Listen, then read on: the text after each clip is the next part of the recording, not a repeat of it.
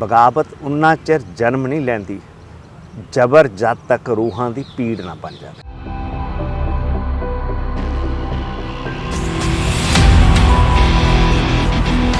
भी की है किसी तो रंगदारियां मंगणियां फरौतियां ਤੁਹਾਨੂੰ भी पिछले दिनों ਦੇ ਵਿੱਚ ਧਮਕੀ ਆਈ ਆ क्यों? मैं नहीं इदा, मैं तो स्टेट तो नहीं घबराया, बंदा मैनू की डरा लूगा यार, पर ये सोचण के भी मैनू दबा लैणगे कोई, मत ख्याल करो। मेरे नाल तां माफिया दे बॉस रहे जिहड़े दुनिया चलाउंदे रहे अमेरिका, जिन्हां ते मूवियां बणियां गॉडफादर वालियां, मेरे नाल तां रियल करैक्टर रहे आ। किहड़ी नौजवानी नूं आपां इकट्ठा करना? नौजवानी नूं खत्म करनी तां तुसीं सोई बनाई ਜਿਹਦੇ ਚੋਂ ਗੈਂਗਸਟਰ ਕਲਚਰ ਆਇਆ ਪੰਜਾਬ 'ਚ। ਲਾਰੈਂਸ ਬਿਸ਼ਨੋਈ ਹੁਣਾਂ ਦੀਆਂ ਜੜ੍ਹਾਂ ਕਿੱਥੋਂ ਆਈਆਂ? ਸੋਈ 'ਚੋਂ ਆਈਆਂ ਨੇ। ਬਿੱਲੂ ਖੇੜਾ ਕਿੱਥੋਂ ਆਇਆ? ਮੈਂ ਯਾਰ ਮੇਰੇ ਤੋਂ ਇੰਟਰਪੋਲ ਦੇ ਵਾਰੰਟ ਮੇਰੇ ਤੇ ਰਹੇ ਆ ਜੀ। ਜਦੋਂ ਹੀ ਵਾਰੰਟ ਇਸ਼ੂ ਹੋ ਗਏ ਉਸੇ ਟਾਈਮ FBI ਕੈਨੇਡੀਅਨ ਇੰਟੈਲੀਜੈਂਸ ਸਾਨੂੰ ਲੱਭਣ ਲੱਗ ਗਈ। ਹੁਣ ਕਿੱਥੇ ਆ? ਤੁਹਾਨੂੰ ਇਹ ਲੱਗਦਾ ਵੀ ਸਿੱਧੂ ਮੂਸੇਵਾਲੇ ਦਾ ਪੋਲੀਟੀਕਲ ਮਰਡਰ ਉਹ ਆਪਾਂ ਨੂੰ ਦਿਖ ਰਿਹਾ ਉਹ ਨਹੀਂ ਹੈ, ਜੋ ਦਿਖਾਇਆ ਜਾ ਰਿਹਾ ਉਹ ਨਹੀਂ ਹੈ। ਇਹਦੇ ਪਿੱਛੇ ਜ਼ਰੂਰ ਕੋਈ ਹੋਊ। मैं तो अपना मकसद जो मेरा सिख कौम प्रति फर्ज सीगा जी, मैं तो वो निभाया ते ना आपां किसी अगे गोडे टेके आ ना मैं जोड़िया किसी अगे हथ। असी जदों चले सी 84 च असी इकल्ले ही सी, पहले ही बागी सी। जाके उन्हां दे घरां च जवाब दिता जिन्हां नूं मोहरे बना के इंडियन स्टेट ने साडे ते जुल्म कराया सी। साडे दरबार साहब ढाया सी, साडा पहला मकसद वो सी, असी पूरा किया। तुहाडे सामने ਦੀਪ ਸਿੱਧੂ ਵੀ ਦੇਖ ਲਓ ਕੀ ਹਾਲ ਸੀ ਜਦੋਂ ਭੱਜਿਆ ਹੋਇਆ ਸੀ, ਵੀ ਲੱਤਾਂ ਭਾਰ ਨਹੀਂ ਚੱਲਦੀਆਂ ਹੁੰਦੀਆਂ। ਅੱਜ ਮੈਂ ਸਰਦਾਰ ਸਿਮਰਨਜੀਤ ਸਿੰਘ ਮਾਨ ਦੀ ਟਵੀਟ ਪੜ੍ਹ ਰਿਹਾ ਸੀ ਜੀ। ਉਹਨੇ ਬੜਾ ਦੁੱਖ ਦਾ ਇਜ਼ਹਾਰ ਕੀਤਾ ਵੀ ਕਵੀਨ ਗੁਜ਼ਰ ਗਈ। ਫਿਰ ਇਹਨੇ ਇਹ ਖਾਹਿਸ਼ ਜ਼ਾਹਰ ਕੀਤੀ ਹੈ ਕਿ ਖਾਸ ਜਦੋਂ ਕਿੰਗ ਜਾਰਜ ਦੀ 6th ਨੇ 1947 ਵੇਲੇ ਵੀ ਇਹ ਖਿਆਲ ਰੱਖਿਆ ਹੁੰਦਾ ਤਾਂ ਸਾਨੂੰ ਸਿੱਖਾਂ ਨੂੰ ਆਪਣੇ ਬ੍ਰਿਟਿਸ਼ ਅੰਪਾਇਰ ਦਾ ਹਿੱਸਾ ਬਣਾ ਲੈਂਦਾ। ਸਾਡਾ ਖਾਲਸਾ ਰਾਜ ਇਸ ਅੰਪਾਇਰ ਨੇ ਸਾਡੇ ਤੋਂ ਖੋਇਆ ਸੀ। ਸਾਡਾ 9 ਸਾਲ ਦਾ ਮਹਾਰਾਜਾ ਇਹ ਚੱਕ ਕੇ ਲੈ ਗਏ। ਉਹ ਇੱਥੇ ਆ ਕੇ ਮੂਸੇਵਾਲੇ ਦਾ ਰੋਣਾ ਰੋਂਦੇ ਨੇ ਕਿ ਇਹਨਾਂ ਨੇ ਪਾਰਲੀਮੈਂਟ 'ਚ ਮੰਗ ਰੱਖੀ ਕਿ ਉਹਦਾ ਕੋਈ ਵੱਡੇ ਪੱਧਰ ਤੇ ਉਹਦੀ ਜਾਂਚ ਹੋਵੇ। He didn't speak a single word. ਇੱਥੇ ਬਾਹਰ ਇਹ ਦੀਪ ਸਿੱਧੂ ਦਾ ਰੌਲਾ ਪਾਉਂਦੇ ਆ, ਉੱਥੇ ਕਹਿਣਾ ਸੀ ਪਾਰਲੀਮੈਂਟ ਚ ਵੀ ਉਹਦੀ ਕਰਾਓ ਜੀ UN ਤੋਂ ਜਾਂਚ। ਇੱਕ ਐਕਸੀਡੈਂਟ ਨੂੰ ਇਹ ਕੀ ਕਹਿ ਰਹੇ ਆ? ਕਿਸੇ ਨੂੰ ਸ਼ਹੀਦ ਦਾ ਫਤਵਾ ਦੇ ਰਹੇ ਆ, ਕਿਸੇ ਤੋਂ ਖੋਹ ਰਹੇ ਆ। ਜਿਹੜੀ ਰੀਜਨਲ ਪਾਰਟੀ ਸਿੱਖਾਂ ਨੇ ਸਿਰਜੀ ਜੀ, ਉਹ 1920 ਤੋਂ ਹੀ ਆਪਣਾ ਰਾਹ ਛੱਡ, ਚਾਹੇ ਹੁਣ ਦੇਖ ਲਓ, ਹੁਣ SGPC ਨੂੰ ਅੱਗੇ ਲਾ ਕੇ ਕਾਲੇ ਚੋਲੇ ਪਾਈ ਫਿਰਦੇ ਆ। ਕੀ ਆਪਾਂ ਇੰਨੇ ਲਾਚਾਰ ਹੋ ਗਏ? ਆਪਾਂ ਆਪਣੀ ਲਾਚਾਰੀ ਨੂੰ ਸੜਕਾਂ ਤੇ ਦਰਸਾਉਣ ਲੱਗ ਗਏ। ਇਸ ਜਿਹੜੀ 84 ਦੀ ਪੀੜ ਸੀ ਨਾ ਜੀ, ਹੁਣ ਜਾ ਕੇ ਬਾਦਲ ਪਰਿਵਾਰ ਨੂੰ ਵੱਜੀ ਆ। ਮਾਨ ਸਰਕਾਰ ਤੋਂ ਕੋਈ ਹੈਗੀ ਆ ਉਮੀਦ? ਜਿਹੜੇ 6 ਮਹੀਨੇ ਰਹੇ ਆ ਪਿਛਲੇ, ਹਾਂ, ਇਹ ਹਰ ਘੰਟੇ 2.5 ਲੱਖ ਰੁਪਏ ਐਡਵਰਟਾਈਜ਼ਮੈਂਟ ਤੇ ਖਰਚਦੇ ਆ। ਪਹਿਲੀ ਵਾਰ ਹੋਇਆ ਕਿ ਰਾਘਵ ਚੱਡੇ ਵਰਗੇ ਜਿਹੜੇ ਚੇਅਰਮੈਨ ਨਿਯੁਕਤ ਕੀਤੇ ਜਾਣ ਪੰਜਾਬ 'ਚ, ਉਹ ਚੀਫ ਮਿਨਿਸਟਰ ਨੂੰ ਨਹੀਂ ਮਿਲਦੇ ਪੰਜਾਬ ਦੇ ਨੂੰ, ਉਹ ਰਾਘਵ ਚੱਡੇ ਨਾਲ ਮੀਟਿੰਗ ਕਰਨ ਜਾ ਰਹੇ। ਤੁਹਾਨੂੰ ਕੀ ਲੱਗਦਾ ਵੀ ਭਗਵੰਤ ਮਾਨ ਦੀ ਜਿਹੜੀ ਸੋਚ ਉਹ ਖਤਮ ਕਰ ਦਿੱਤੀ ਗਈ ਆ ਕਿ ਕੋਈ ਮਜਬੂਰੀ ਆ? ਮੈਂ ਤਾਂ ਅੱਜ ਤੱਕ ਉਹਦੀ ਕੋਈ ਸੋਚ ਪੜ੍ਹੀ ਨਹੀਂ ਕਿ ਭਗਵੰਤ ਮਾਨ ਨੇ ਕੋਈ ਸੋਚ ਦਿੱਤੀ ਹੋਵੇ, ਕੋਈ ਬਦਲਾਅ ਦੀ ਗੱਲ ਕੀਤੀ ਹੋਵੇ।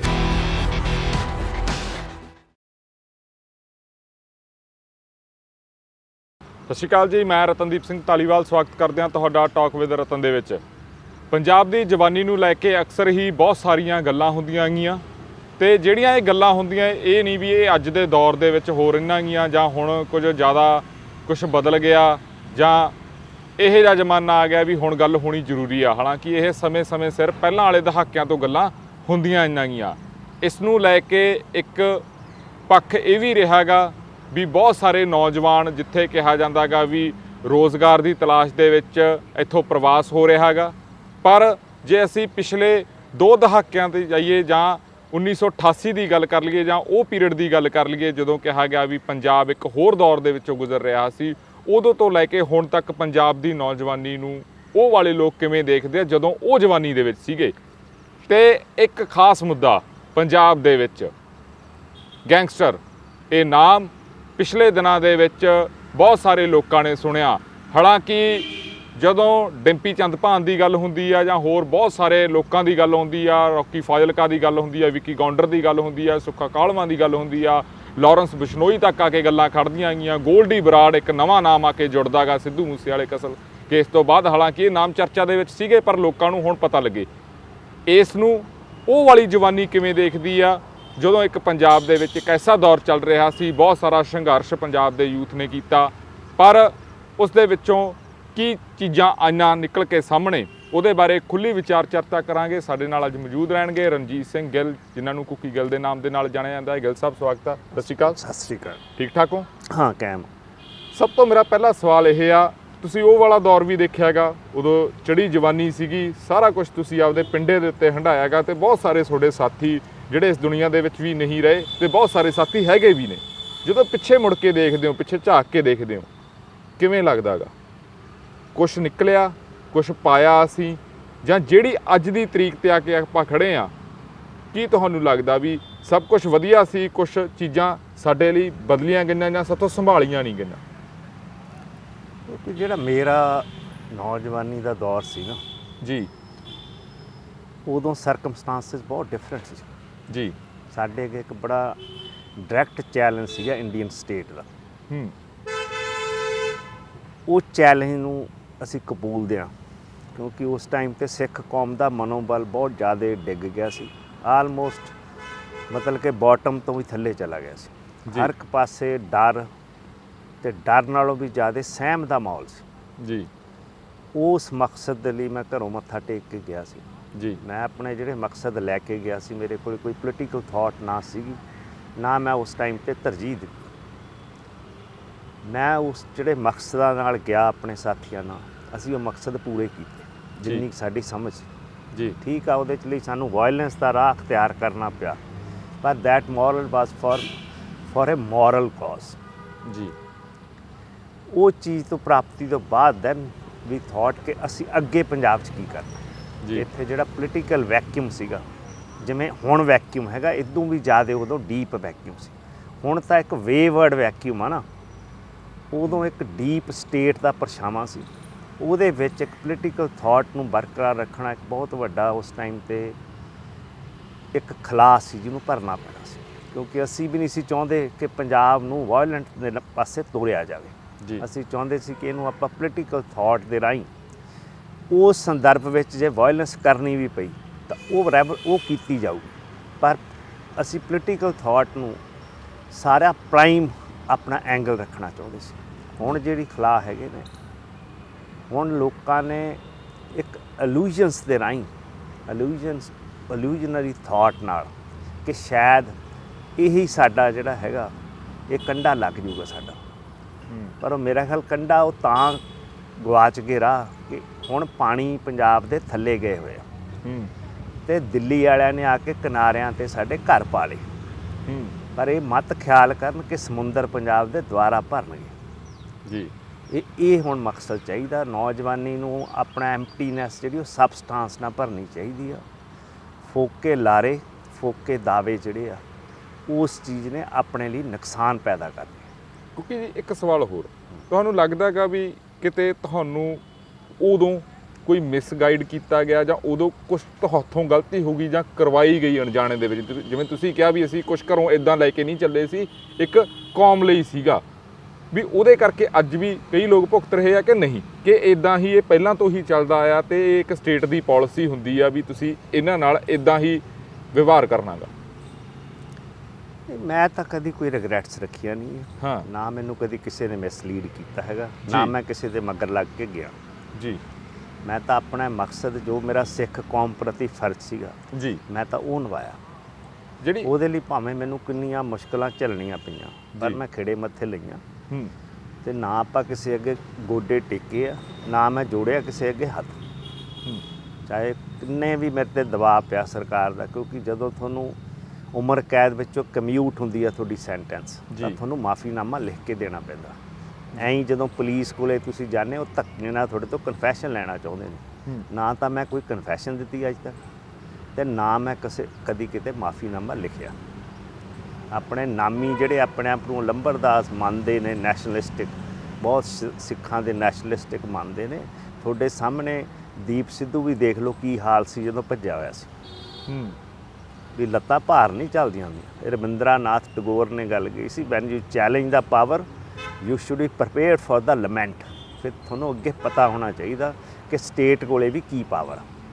ਜਿਹੜੀ ਤੁਸੀਂ ਡੀਪ ਸਟੇਟ ਦੀ ਗੱਲ ਕਰਦੇ ਹੋ, ਹਾਂ ਇੱਕ ਪੱਖ ਪੰਜਾਬ ਦਾ ਇਹ ਵੀ ਸੋਚਦਾ ਗਾ ਵੀ ਹੋ ਸਕਦਾ ਉਹ ਹੁਣ ਜਵਾਨੀ ਦੇ ਵਿੱਚ ਆਇਆ ਗਾ, ਉਹਨਾਂ ਨੇ ਉਹ ਦੌਰ ਨਹੀਂ ਦੇਖਿਆ, ਸਿਰਫ ਗੱਲਾਂ ਸੁਣੀਆਂ ਜਿਹੜਾ ਸਾਡੇ ਵਾਲਾ।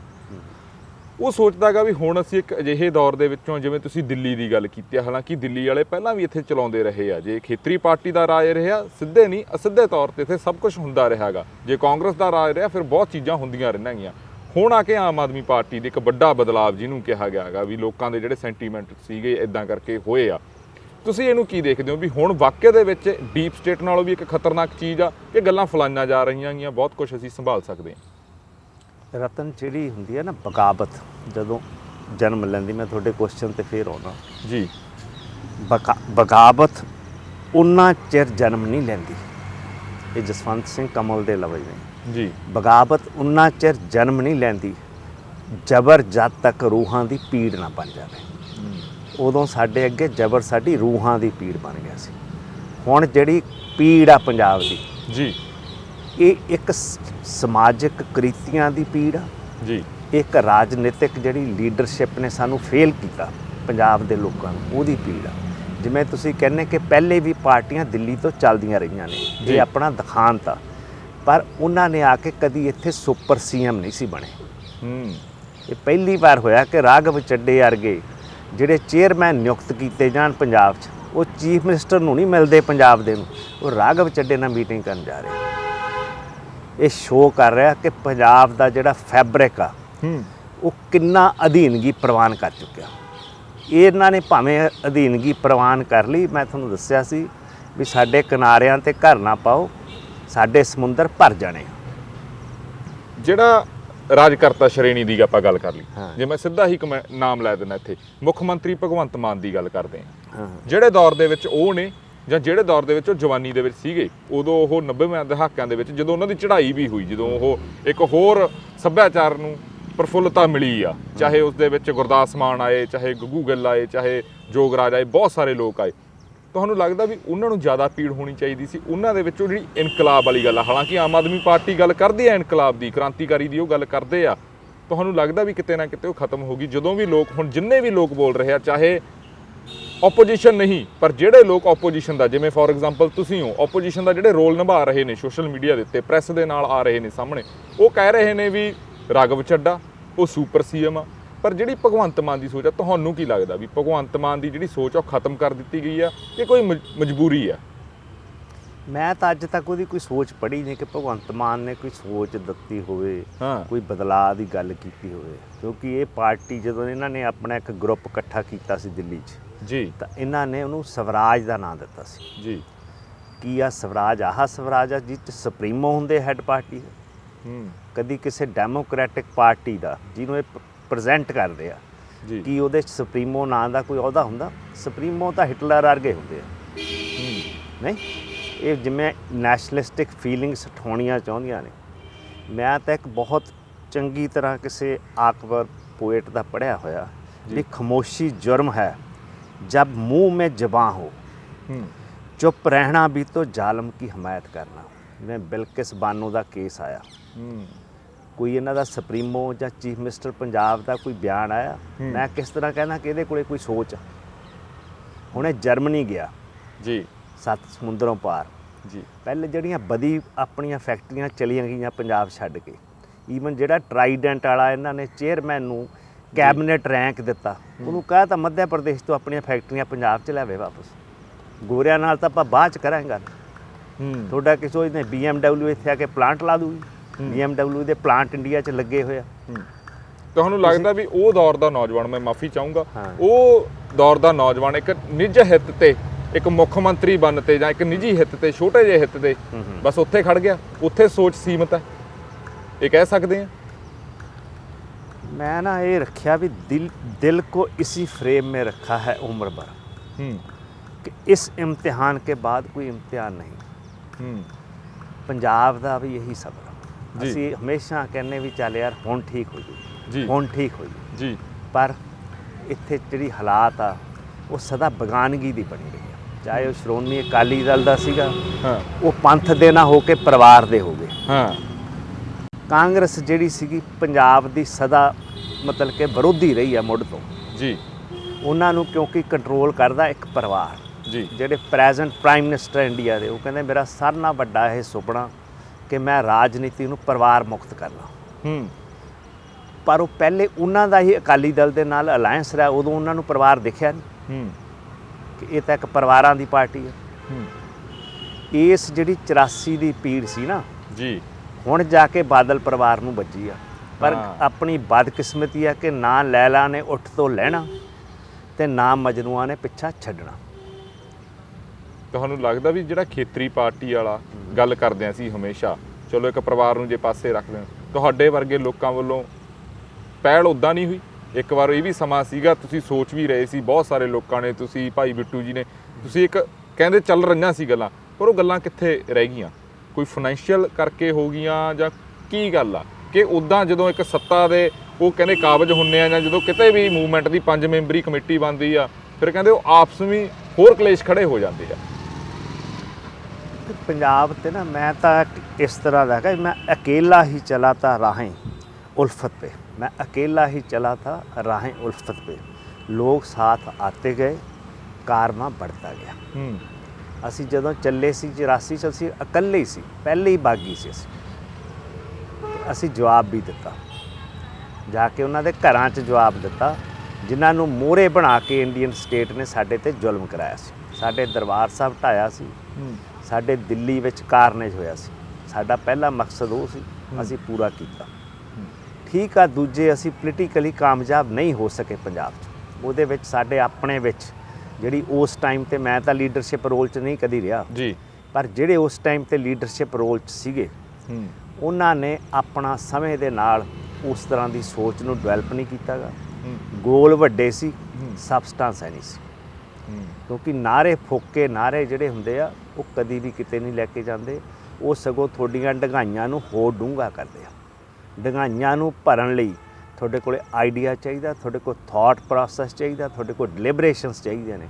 ਹਰ ਇੱਕ ਚੀਜ਼ ਗਨ ਨਾਲ ਹੱਲ ਨਹੀਂ ਹੋਣੀ। They were solely relying on the gun. Gun without any political thought has no purpose and it will never be useful. ਜੇ ਮੈਂ ਤੁਹਾਡਾ ਨਿੱਜੀ ਕਮੈਂਟ ਲਵਾਂ ਖੇਤਰੀ ਪਾਰਟੀ ਨੂੰ ਲੈ ਕੇ, ਜਿਹੜਾ ਪੰਜਾਬ ਦਾ ਇੱਕ ਵਰਗ ਇਹ ਸੋਚ ਰਿਹਾ ਵੀ ਖੇਤਰੀ ਪਾਰਟੀ ਸਭ ਕੁਝ ਕਰ ਸਕਦੀ ਆ, ਜਿਵੇਂ ਤਮਿਲਨਾਡੂ, ਕੇਰਲਾ, ਉਧਰਲੀਆਂ ਸਟੇਟਾਂ ਦੇ ਵਿੱਚ ਹੁੰਦਾ, ਤੁਸੀਂ ਇਸ ਨਾਲ ਸਹਿਮਤ ਹੋ ਵੀ ਹਾਂ ਖੇਤਰੀ ਪਾਰਟੀ ਜਾਣ ਪਾ ਸਕਦੀ ਹੈ ਪੰਜਾਬ ਦੇ ਵਿੱਚ ਜਾਂ ਕਿਸੇ ਵੀ ਸਟੇਟ ਦੇ ਵਿੱਚ ਕਿ ਨਹੀਂ? ਨਹੀਂ, regional party has a very strong meaning for a state ਜੀ and for its political affairs. Lok Sabha ਵੀ ਕੀ ਆ, ਇੱਕ ਇਮਾਰਤ ਆ ਨਾ ਜੀ, ਪਰ ਉਹਦੀ ਅਹਿਮੀਅਤ ਕਿਉਂ ਆ? ਉੱਥੇ ਬਹਿ ਕੇ ਵਿਚਾਰ ਹੁੰਦੀ ਆ।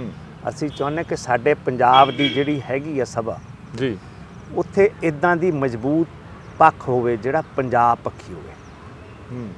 ਅੱਜ ਤੱਕ ਇਹਨਾਂ ਦਾ ਰਿਹਾ ਹੈਗਾ ਰਾਜ ਸੱਤਾ ਪੱਖੀ ਜੀ, ਕਦੀ ਪੰਜਾਬ ਪੱਖੀ ਰਾਜ ਨਹੀਂ ਆਇਆ ਪੰਜਾਬ 'ਚ। ਜੇ ਹੁਣ ਵੀ ਲੋਕਾਂ ਨੇ ਸਰਕਾਰੇ ਖਾਲਸਾ ਵਾਂਗੂ ਇੱਕ ਸੁਪਨਾ ਸਿਰਜਿਆ ਸੀ ਜੀ, ਪਰ ਉਹਨਾਂ ਨੂੰ ਹੁਣ ਦਿਖ ਗਿਆ ਕਿ ਅਸੀਂ ਤਾਂ ਫੇਰ ਦੁਬਾਰਾ ਦਿੱਲੀ ਰਾਜ ਸਿਰਜ ਲਿਆ।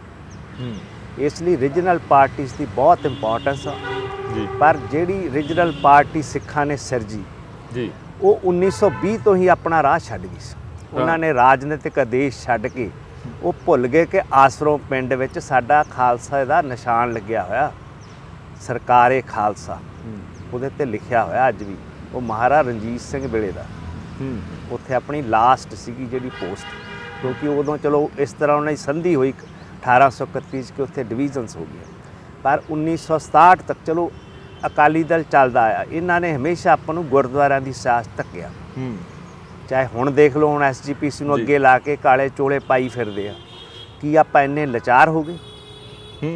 ਆਪਾਂ ਆਪਣੀ ਲਾਚਾਰੀ ਨੂੰ ਸੜਕਾਂ 'ਤੇ ਦਰਸਾਉਣ ਲੱਗ ਗਏ ਰੈਦਰ ਦੈਨ ਕਿ ਡਿਲੀਬਰੇਟ ਕਰਨ ਪੰਥ ਵਿੱਚ ਕਿ ਆਪਾਂ ਕਿਸ ਤਰ੍ਹਾਂ ਵਿਉਂਤਬੰਦੀ ਕਰਨੀ ਆ। ਆਪਾਂ ਕੀ ਕਰ ਰਹੇ ਹਾਂ? ਆਪਾਂ ਕੋਈ ਇਕੱਠ ਵੀ ਨਹੀਂ ਜਿਤਾ ਸਕੇ ਕਿ ਜਿਹੜਾ ਆਪਾਂ ਜ਼ੋਰਦਾਰ ਆਵਾਜ਼ ਕਰ ਸਕੀਏ। ਇਵਨ ਸੰਗਰੂਰ ਲੋਕ ਸਭਾ 'ਚ ਇਹਨਾਂ ਨੇ ਚਿਹਰਾ ਵਰਤਿਆ ਬੰਦੀ ਸਿੰਘਾਂ ਦਾ, ਕੀ ਜਵਾਬ ਮਿਲਿਆ ਲੋਕਾਂ ਤੋਂ? ਤੁਸੀਂ ਇਹਨਾਂ ਦੀ ਵੈਲਿਊ ਘਟਾ ਰਹੇ ਆ ਕਿ ਵਧਾ ਰਹੇ ਆ? ਕਦੇ ਤੁਸੀਂ ਇਹ ਸੋਚਿਆਗਾ ਵੀ ਜਿਹੜੇ ਸਿੱਖ ਆ ਉਹ ਇੱਕ ਪਲੇਟਫਾਰਮ ਤੇ ਇਕੱਠੇ ਕਿਉਂ ਨਹੀਂ ਹੁੰਦੇ ਜਾਂ ਇਕੱਠੇ ਹੋਣ ਹੀ ਨਹੀਂ ਦਿੱਤਾ ਜਾਂਦਾ? ਨਹੀਂ ਹੋਣ ਨਹੀਂ ਦਿੱਤਾ ਜਾਂਦਾ। ਆਪਣੇ ਵਿੱਚ ਉੱਦਾਂ ਦੀ ਸਿੱਖ ਇੰਟੈਲੈਕਚੁਅਲਿਜ਼ਮ ਹੈ ਜਿਹੜੇ ਲੀਡਰਸ ਨੇ ਖਾਸ ਕਰ। ਕੋਈ ਤਾਂ ਅੱਜ ਮੈਂ ਸਰਦਾਰ ਸਿਮਰਨਜੀਤ ਸਿੰਘ ਮਾਨ ਦੀ ਟਵੀਟ ਪੜ੍ਹ ਰਿਹਾ ਸੀ ਜੀ, ਉਹਨੇ ਬੜਾ ਦੁੱਖ ਦਾ ਇਜ਼ਹਾਰ ਕੀਤਾ ਵੀ ਕਵੀਨ ਗੁਜ਼ਰ ਗਈ। ਫਿਰ ਇਹਨੇ ਇਹ ਖਾਹਿਸ਼ ਜ਼ਾਹਰ ਕੀਤੀ ਹੈ ਕਿ ਖਾਸ ਜਦੋਂ ਕਿੰਗ ਜਾਰਜ ਦੀ 6th ਨੇ 1947 ਵੇਲੇ ਵੀ ਇਹ ਖਿਆਲ ਰੱਖਿਆ ਹੁੰਦਾ ਤਾਂ ਸਾਨੂੰ ਸਿੱਖਾਂ ਨੂੰ ਆਪਣੇ ਬ੍ਰਿਟਿਸ਼ ਅੰਪਾਇਰ ਦਾ ਹਿੱਸਾ ਬਣਾ ਲੈਂਦਾ। ਹਾਂ, ਵਾਟ ਏ ਸਟੇਟਮੈਂਟ ਆ। ਕੀ ਕਹਿ ਰਿਹਾ ਬੰਦਾ? ਸਾਡਾ ਖਾਲਸਾ ਰਾਜ ਇਸ ਅੰਪਾਇਰ ਨੇ ਸਾਡੇ ਤੋਂ ਖੋਹਿਆ ਸੀ। ਸਾਡਾ 9 ਸਾਲ ਦਾ ਮਹਾਰਾਜਾ ਇਹ ਚੱਕ ਕੇ ਲੈ ਗਏ ਸੀ। ਅੱਜ ਵੀ ਸਾਡਾ ਕੋਹਿਨੂਰ ਦਾ ਹੀਰਾ ਇਹ ਆਪਣੇ ਤਾਜਾਂ 'ਚ ਲਾਈ ਬੈਠੇ ਆ। ਸਾਡੀਆਂ ਕੁਰਸੀਆਂ ਮਹਾਰਾਜੇ ਤੱਕ ਦੀਆਂ ਇਹ ਚੱਕੀ ਫਿਰਦੇ ਆ। ਸਾਡਾ ਇੰਨਾ ਇਤਿਹਾਸ ਲੈ ਕੇ ਖੋਹ ਕੇ ਉਸ ਰਾਜ ਨੇ ਫਿਰ 47 'ਚ ਸਾਡੀ ਲੀਡਰਸ਼ਿਪ ਇੰਨੀ ਕਮਜ਼ੋਰ ਸੀ ਕਿ ਟੇਬਲ ਟਾਕ ਤੇ ਜਿਨ੍ਹਾਂ ਨਹਿਰੂ ਹੁਣਾਂ ਅੱਗੇ ਹਾਰ ਗਏ। ਆਪਣਾ ਇੱਥੋਂ ਦਾ ਇੱਕੋ ਇੱਕ ਚੁਣਿਆ MP ਪੰਜਾਬ ਦਾ, ਸੰਗਰੂਰ, ਜਿਹੜਾ ਕਿ ਰੀਸੈਂਟ ਚੁਣਿਆ, ਉਹ ਆਹ ਗੱਲ ਕਹਿ ਰਿਹਾ। ਕਦੀ ਉਹ ਕਿਸੇ ਨੂੰ ਸ਼ਹੀਦੀਆਂ ਜਾਂ ਨਾ ਸ਼ਹੀਦੀਆਂ ਵੰਡਣ ਦੀ ਗੱਲ ਕਰਦੇ ਹੈਗੇ ਆ, ਕਦੀ ਉਹ ਹੋਰ ਇਸ ਤਰ੍ਹਾਂ ਦੇ ਬਿਆਨ ਦਿੰਦੇ ਨੇ। ਉਹ ਇੱਥੇ ਆ ਕੇ ਮੂਸੇ ਵਾਲੇ ਦਾ ਰੋਣਾ ਰੋਂਦੇ ਨੇ। ਕੀ ਇਹਨਾਂ ਨੇ ਪਾਰਲੀਮੈਂਟ 'ਚ ਮੰਗ ਰੱਖੀ ਕਿ ਉਹਦਾ ਕੋਈ ਵੱਡੇ ਪੱਧਰ ਤੇ ਉਹਦੀ ਜਾਂਚ ਹੋਵੇ? He didn't speak a single word. ਇੱਥੇ ਬਾਹਰ ਇਹ ਦੀਪ ਸਿੱਧੂ ਦਾ ਰੌਲਾ ਪਾਉਂਦੇ ਆ। ਉੱਥੇ ਕਹਿਣਾ ਸੀ ਪਾਰਲੀਮੈਂਟ 'ਚ ਵੀ ਉਹਦੀ ਕਰਾਓ ਜੀ UN ਤੋਂ ਜਾਂਚ। ਇੱਕ ਐਕਸੀਡੈਂਟ ਨੂੰ ਇਹ ਕੀ ਕਹਿ ਰਹੇ ਆ? ਮਤਲਬ ਕਿ ਲੋਕਾਂ ਨੂੰ ਕਿਸੇ ਨੂੰ ਸ਼ਹੀਦ ਦਾ ਫਤਵਾ ਦੇ ਰਿਹਾ, ਕਿਸੇ ਤੋਂ ਖੋਹ ਰਹੇ ਆ। Does it suit Punjab mentality? ਮੈਂ ਤਾਂ ਹੀ ਕਿਹਾ ਵੀ ਇੱਥੇ ਫੇਅਰ ਸਾਈਕੋਸਿਸ, ਡਰ ਦੇ ਪ੍ਰਭਾਵ ਨਾਲ ਰੀਜਨਲ ਪਾਰਟੀ ਅਕਾਲੀ ਦਲ ਨੇ ਵੀ ਐਂ ਕੀਤਾ। 1967 'ਚ ਆਪਣੇ ਮੈਨੀਫੈਸਟੋ 'ਚ ਇਹ ਲਿਖਦੇ ਆ ਕਿ ਸਾਨੂੰ ਕਸ਼ਮੀਰ ਵਰਗਾ ਰੁਤਬਾ ਦਿਓ। 2019 'ਚ Indian parliament Sukhbir Singh Badal as a member of parliament welcome ਕਰ ਰਿਹਾ ਨਰਿੰਦਰ ਮੋਦੀ ਗਵਰਨਮੈਂਟ ਨੂੰ ਕਿ ਤੁਸੀਂ ਵਧੀਆ ਕੀਤਾ ਕਸ਼ਮੀਰ ਦਾ ਰੁਤਬਾ ਭੰਨਤਾ। ਕਦੀ ਆਪਾਂ ਕਿਸੇ ਦੂਜੀਆਂ ਸਟੇਟਾਂ ਦੇ ਨਾਲ ਹੋਏ ਸਮਝੌਤੇ ਦੇਖੇ ਆ? ਜਿੱਥੋਂ ਤੱਕ ਡਰਾਵਿਡੀਅਨ ਸੋਚ ਦਾ ਸਵਾਲ ਆ, ਜਿਹਨੂੰ ਸਟੈਲਨ ਹੁਣੀ ਅੱਗੇ ਲੈ ਕੇ ਜਾ ਰਿਹਾ ਤਾਮਿਲਨਾਡੂ 'ਚ, ਉੱਥੇ ਸਾਰਿਆਂ ਨਾਲ ਪਹਿਲੇ ਇੰਡੀਆ ਦੇ ਖਿਲਾਫ 1960 'ਚ ਵਿਦਰੋਹ ਉੱਠਿਆ ਸੀ, ਜਿਹਨੂੰ ਕਿ ਬਹੁਤ ਬਰੂਟਲੀ ਇਹਨਾਂ ਨੇ ਦਬਾਤਾ ਸੀ ਜੀ। ਪਰ ਉਹ ਅੱਜ ਵੀ ਆਪਣੇ ਸਿਧਾਂਤਾਂ ਤੇ ਖੜੇ ਆ, ਭਾਵੇਂ ਡਿਫਰੈਂਟ ਪੋਲੀਟੀਕਲ ਪਾਰਟੀਜ਼ ਹੋਣ। ਤੁਸੀਂ ਰਾਜੀਵ ਗਾਂਧੀ ਕਤਲ ਕੇਸ ਦਾ ਮਾਮਲਾ ਦੇਖ ਲਓ, ਸਾਰੀਆਂ ਪਾਰਟੀਆਂ ਇੱਕ ਪਲੇਟਫਾਰਮ ਤੇ ਇਕੱਠੀਆਂ ਹੋਈਆਂ। ਕਦੀ ਇਹਨਾਂ ਨੇ ਪੰਜਾਬ ਅਸੈਂਬਲੀ ਵਿੱਚ ਕੋਈ ਇਸ਼ੂ ਉਠਾਇਆ? ਤਾਂ ਹੀ ਰੀਜਨਲ ਪਾਰਟੀਜ਼ ਨੂੰ ਜਾਣ ਕੇ ਪੰਜਾਬ ਵਿੱਚ ਸਟਰੋਂਗ ਨਹੀਂ ਹੋਣ ਦਿੱਤਾ ਗਿਆ। ਉਹਨਾਂ ਨੇ ਇਹਨਾਂ ਦਾ ਚਿਹਰੇ ਬਾਦਲਾਂ ਦੇ ਵਰਤੇ ਨੇ ਤਾਂ ਕਿ ਜਿਹੜੀ ਸਿੱਖਾਂ ਦੇ ਵਿੱਚ ਇਹ 1920 'ਚ ਵੀ ਅਕਾਲੀ ਦਲ ਨੇ ਇਸੇ ਤਰ੍ਹਾਂ ਕੀਤਾ ਹੈਗਾ ਜੀ। ਉਦੋਂ ਸਾਡੀ 1849 ਦਾ ਇਹ ਡਰੀਮ ਖਾ ਗਏ। ਹੁਣ ਇਹ ਦੇਖੋ ਵੀ 1967 'ਚ ਕੀ ਗੱਲ ਕਰਦੇ ਆ, ਅੱਜ ਇਹ ਕੀ ਗੱਲ ਕਰਦੇ। ਹੁਣ ਇਹ ਕਹਿ ਰਹੇ ਆ ਮਤਲਬ ਕਿ ਈਵਨ ਸਿੱਖ ਸਟੂਡੈਂਟ ਫੈਡਰੇਸ਼ਨ ਦਾ ਲੈ ਲਓ ਜੀ, ਇਹਨਾਂ ਨੇ ਤਹਿਸ਼ ਨਹਿਸ਼ ਕਰਤੀ ਸਿੱਖ ਸਟੂਡੈਂਟ ਫੈਡਰੇਸ਼ਨ। ਹੁਣ ਉਹਨੂੰ ਕਿਹਨੂੰ ਇਕੱਠਾ ਕਰਨਾ? ਕਿਹੜੀ ਨੌਜਵਾਨੀ ਨੂੰ ਆਪਾਂ ਇਕੱਠਾ ਕਰਨਾ? ਨੌਜਵਾਨੀ ਨੂੰ ਖਤਮ ਕਰਨੀ ਤਾਂ ਤੁਸੀਂ ਸੋਈ ਬਣਾਈ ਜਿਹਦੇ ਚੋਂ ਗੈਂਗਸਟਰ ਕਲਚਰ ਆਇਆ ਪੰਜਾਬ 'ਚ। ਮੈਂ ਉਹੀ ਗੱਲ ਤੇ ਆਉਂਗਾ, ਜਿਹੜਾ ਮੋਟਿਵ ਲੈ ਕੇ ਤੁਸੀਂ ਤੁਰੇ ਸੀ ਜਾਂ ਜਿਹੜਾ ਉਦੋਂ ਉਹ ਦਰਦ ਸੀ ਜਾਂ ਉਹ ਜਿਹੜੀ ਚੀਜ਼ ਸੀ ਸਿੱਖਾਂ ਦੀ, ਜਿਹੜੀ ਇੱਕ ਚੀਜ਼ ਆ, ਕਿਹਾ ਜਾਂਦਾ ਵੀ ਜਦੋਂ ਸਿੱਖਾਂ ਦਾ ਬੱਚਾ ਘਰੇ ਜਨਮ ਲੈਂਦਾ ਗਾ ਤਾਂ ਉਹਦੇ ਖੂਨ 'ਚ ਆ, ਉਹਨੂੰ ਪਤਾ ਗਾ। ਜੇ 84 ਨਹੀਂ ਦੇਖੀ ਤਾਂ ਉਹਨੂੰ ਪਤਾ ਗਾ। ਪਰ ਜਿਹੜਾ ਹੁਣ ਇਹ ਗੈਂਗਸਟਰ ਵਾਲਾ ਆ ਗਿਆ, ਇਹਨਾਂ ਕੋਲੇ ਕੀ ਮੋਟਿਵ ਆ? ਅੰਡਰਸਟੈਂਡ ਕਰਨ ਦੀ ਕੋਸ਼ਿਸ਼ ਕੀਤੀ ਤੁਸੀਂ? ਚਲੋ ਆਪ ਹੀ ਗੱਲ ਤੇ ਆ ਗਏ SOI ਵਾਲੇ ਤੇ ਵੀ ਇਹ ਕੀ ਹੈ? ਕਿਸੇ ਤੋਂ ਰੰਗਦਾਰੀਆਂ ਮੰਗਣੀਆਂ, ਫਰੌਤੀਆਂ? ਤੁਹਾਨੂੰ ਵੀ ਪਿਛਲੇ ਦਿਨਾਂ ਦੇ ਵਿੱਚ ਧਮਕੀ ਆਈ ਆ, ਕਿਉਂ? ਨਹੀਂ, ਮਤਲਬ ਕਿ ਜਿਹੜਾ ਗੈਂਗਸਟਰਿਜ਼ਮ ਆਇਆ ਨਾ, ਹਾਂ, ਇਹ ਇੱਕ ਕੋਈ ਚਾਣਚੱਕ ਵਰਤਾਰਾ ਨਹੀਂਗਾ, ਇਹ ਓਵਰ ਦੀ ਈਅਰਸ ਇਵੋਲਵ ਕੀਤਾ ਹੈਗਾ। ਕਿਉਂਕਿ ਇਹਦੇ ਵਿੱਚ ਸਟੇਟ ਦਾ ਵੀ ਹੱਥ ਹੈ। ਤੁਸੀਂ ਦੇਖੋ ਜਿਹੜੇ ਮੁੰਡੇ ਫੜੇ ਗਏ ਮੂਸੇ ਵਾਲੇ 'ਚ, ਉਹ ਬਿਲਕੁਲ ਜਵਾਕ ਜੇ ਲੱਗਦੇ ਯਾਰ ਜੀ। ਮੇਰਾ ਖਿਆਲ ਇਸ ਉਮਰੇ ਤਾਂ ਬੰਦਿਆਂ ਨੇ ਬਹੁਤਿਆਂ ਨੇ ਗਨ ਦੇਖੀ ਵੀ ਨਹੀਂ ਹੁੰਦੀ। ਨਹੀਂ, ਉਹ ਇੱਥੇ ਸ਼ਰੇਆਮ ਦੰਦ ਲਾਉਂਦੇ ਫਿਰਦੇ, ਤਾਂ ਮਤਲਬ ਕੋਈ ਪਿੱਛੇ ਪੋਲੀਟੀਕਲ ਪਾਵਰ ਤਾਂ ਸੀਗੀ ਨਾ। ਤੁਸੀਂ has to be some behind the scene angle. ਮੈਂ ਯਾਰ, ਮੇਰੇ ਤੋਂ ਇੰਟਰਪੋਲ ਦੇ ਵਾਰੰਟ ਮੇਰੇ ਤੇ ਰਹੇ ਆ ਜੀ। ਜਦੋਂ ਹੀ ਵਾਰੰਟ ਇਸ਼ੂ ਹੋ ਗਏ ਉਸੇ ਟਾਈਮ FBI ਕੈਨੇਡੀਅਨ ਇੰਟੈਲੀਜੈਂਸ ਸਾਨੂੰ ਲੱਭਣ ਲੱਗ ਗਈ ਸੀ ਜੀ। ਹੁਣ ਕਿੱਥੇ ਆ? ਜੇ ਬਾਹਰੋਂ ਤੁਹਾਨੂੰ ਐ ਚੱਲ ਰਿਹਾ ਕੋਈ ਵਰਤਾਰਾ, ਕੀ ਸਟੇਟ ਏਜੰਸੀਜ਼ ਫੇਲ ਨੇ? ਇਹ ਵੀ ਆਪਾਂ ਅਖਬਾਰਾਂ 'ਚ ਪੜ੍ਹਦੇ ਹਾਂ ਜੀ, ਹਾਂ ਅਸੀਂ ਇੰਟਰਪੋਲ ਨੂੰ ਦੇਤਾ, ਲੁੱਕ ਆਊਟ ਨੋਟਿਸ ਜਾਰੀ ਹੋ ਗਏ। ਇਹਨਾਂ ਤੋਂ ਹਜੇ ਤੱਕ ਦਾਊਦ ਤਾਂ ਲਿਆਂਦਾ ਨਹੀਂ ਗਿਆ। ਜੇ ਆਪਾਂ ਐਂ ਗੱਲ ਕਰ ਲਈਏ, ਮਤਲਬ ਇਹਦਾ ਮਤਲਬ ਕਿ ਸਟੇਟ ਦੇ ਇੰਟਰਸਟ ਨੇ ਕਿ ਇੱਦਾਂ ਦਾ ਜਿਹੜਾ ਪੰਜਾਬ ਦੇ ਵਿੱਚ ਵੇਵਰਡਨੈਸ ਆ, ਜਿੱਥੇ ਮੈਸਿਵ ਅਨਐਮਪਲੋਇਮੈਂਟ ਆ, ਲੱਖਾਂ 'ਚ ਮਿਲੀਅਨ 'ਚ ਆਪਣਾ ਬੱਚਾ ਬਾਹਰ ਜਾ ਰਿਹਾ ਜੀ, ਬਾਹਰ ਜਾ ਕੇ ਵੀ ਇਦਾਂ ਦੇ ਇੰਸੀਡੈਂਟਸ ਬਾਹਰ ਆ ਰਹੇ ਕਿ ਉੱਥੇ ਜਾ ਕੇ ਵੀ ਲੜ ਝਗੜ ਰਹੇ ਆ ਜੀ। ਗੈਂਗ ਕਲਚਰ ਵਿੱਚ ਜਾ ਰਹੇ ਆ। ਇਹਦਾ ਮਤਲਬ ਆਪਣੀ ਸਿੱਖਿਆ ਪ੍ਰਣਾਲੀ ਕਿਤੇ ਫੇਲ ਹੋ ਰਹੀ ਹੈ। ਤੁਹਾਨੂੰ ਇਹ ਲੱਗਦਾ ਵੀ ਸਿੱਧੂ ਮੂਸੇਵਾਲੇ ਦਾ ਪੋਲੀਟੀਕਲ ਮਰਡਰ? ਨਹੀਂ, ਮੈਂ ਨਹੀਂ ਕਹਿੰਦਾ, ਪਰ ਜੋ ਆਪਾਂ ਨੂੰ ਦਿਖ ਰਿਹਾ ਉਹ ਨਹੀਂ ਹੈ, ਜੋ ਦਿਖਾਇਆ ਜਾ ਰਿਹਾ ਉਹ ਨਹੀਂ ਹੈ। ਇਹਦੇ ਪਿੱਛੇ ਜ਼ਰੂਰ ਕੋਈ ਹੋਊਗਾ। ਤੁਸੀਂ ਜਿੰਨੇ ਮਰਜ਼ੀ ਦੇਖ ਲਓ, ਪਿਛਲੇ ਗੈਂਗਸਟਰ ਕਿੱਥੋਂ, ਲਾਰੈਂਸ ਬਿਸ਼ਨੋਈ ਹੁਣਾਂ ਦੀਆਂ ਜੜ੍ਹਾਂ ਕਿੱਥੋਂ ਆਈਆਂ, ਸੋਈ ਚੋਂ ਆਈਆਂ ਨੇ। ਬਿੱਲੂ ਖੇੜਾ ਕਿੱਥੋਂ ਆਇਆ ਸੀ? ਇਹ ਓਵਰ ਦੀ ਈਅਰਸ ਸਰਕਾਰਾਂ ਨੇ ਇਹ ਬੰਦੇ ਪਾਲੇ ਆ। ਹੁਣ ਉਹ ਨਿਕਲ ਗਏ ਤੁਹਾਡੇ ਹੱਥੋਂ, ਪਰ ਹੋਰ ਬਹੁਤ ਨੇ ਵਰਤਾਰੇ ਪੰਜਾਬ 'ਚ। ਆਪਾਂ ਰੋਜ਼ ਹੀ ਨਵਾਂ ਪੜ੍ਹਦੇ ਹਾਂ। ਇੱਥੇ 200-300 ਇਦਾਂ ਦਾ ਨਾਮੀ ਗੈਂਗਸਟਰ ਭਗੌੜਾ, ਆਪਾਂ ਦੇਖਦੇ 7-7 ਕਤਲ ਜੀ, ਬੰਦਿਆਂ ਨੂੰ ਜ਼ਮਾਨਤ ਮਿਲ ਰਹੀ ਹੈ। ਸਾਨੂੰ ਤਾਂ ਇਹਨਾਂ ਨੇ 17 ਸਾਲ ਬਾਅਦ ਵੀ ਮੈਨੂੰ ਜ਼ਮਾਨਤ ਦੇਣ ਨੂੰ ਤਿਆਰ ਨਹੀਂ ਸੀ।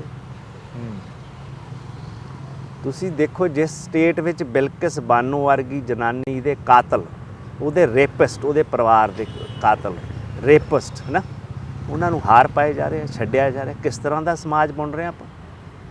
ਤੁਹਾਨੂੰ ਲੱਗਦਾ ਜਿਹੜੀ ਤੁਹਾਨੂੰ ਧਮਕੀ ਆਈ ਆ ਜਾਂ ਮੇਰਾ ਕੋਈ ਮੈਟਰ ਨਹੀਂ ਕਰਦਾ ਮੈਨੂੰ ਇੱਦਾਂ ਦੀ। ਦੇਖ, ਮੈਂ ਤਾਂ ਆਪਣੇ भीतर उतर रहा हूँ, धीरे धीरे उभर रहा हूँ, तन्हाई तेरा आसानमंद हूँ, तेरे वजह से निखर रहा हूँ।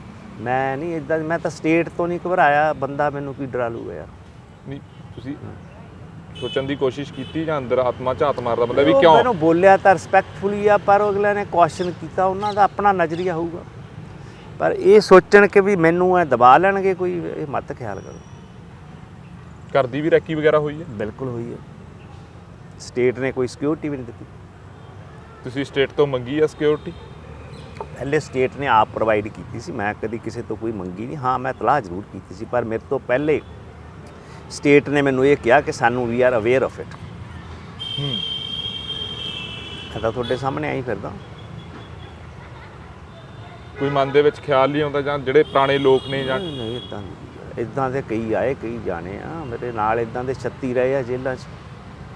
ਨਹੀਂ, ਮੇਰੇ ਨਾਲ ਤਾਂ ਮਾਫੀਆ ਦੇ ਬੌਸ ਰਹੇ ਜਿਹੜੇ ਦੁਨੀਆ ਚਲਾਉਂਦੇ ਰਹੇ ਆ।